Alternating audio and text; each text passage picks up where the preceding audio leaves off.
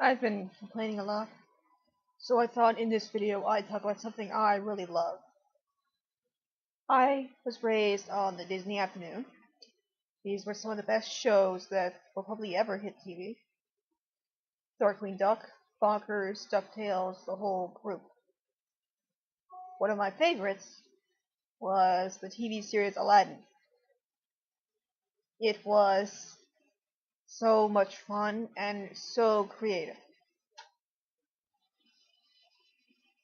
In those early times, whenever a movie was successful, well, it still happens today that when a movie's successful, they'll try to turn a TV series out of it. But back then, they did it really well. These were still the same characters you loved, even if they had different voice actors. They were very believable as they went on these wild adventures. Their world was expanded. Characters got backstories. Characters were more deeply involved. For some good examples, there are episodes when the Sultan actually proves to be a competent fighter. He has an interesting backstory. There are times when Iago, of all people, gets a girlfriend and proves to be a good guy, as we would later see in the sequel to Aladdin on the DTV version, direct to video.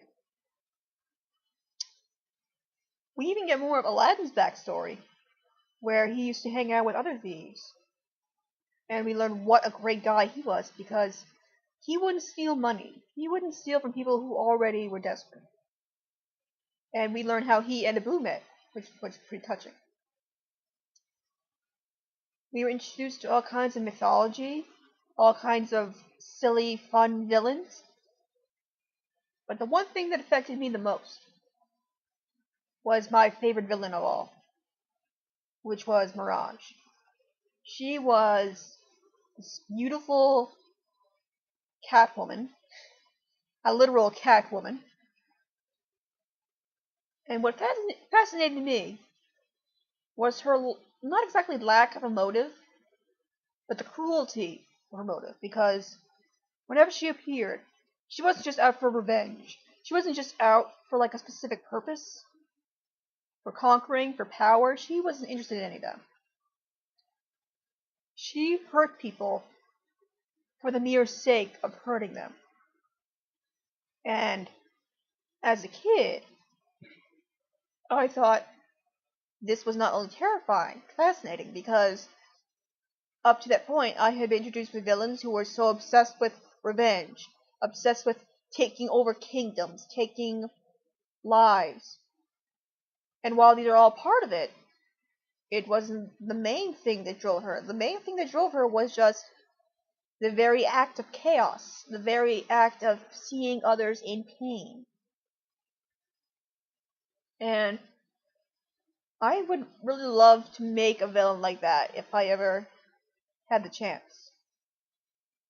She's been such an influence that when I write Disney fanfiction, she is often a part of it. Because I think she's such a fantastic villain. And another part of what makes her fantastic is we learn so little about her. We get the barest hint of a backstory. This was a long time ago, so I'll explain just a bit. There was another character, this Cyclops. Really bugs me that I forget his name right now. But anyway, he was this mystical guardian. He helped out Aladdin whenever he needed it. He was old and wise, and he knew Mirage. They knew each other, but we didn't understand or know why. They were not exactly rivals. He was just around whenever she was in order to stop her plans. And the only hint we ever got of their past was in one episode. I think it was called Eye of the Beholder.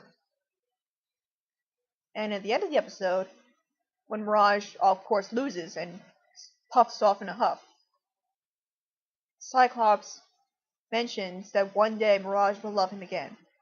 And that just releases so many questions that we never got answered. I still, to this day, like to make up little headcanons of what that could have possibly meant. It's too much to ask, at this point, that I will ever get a resolution for these kinds of answers.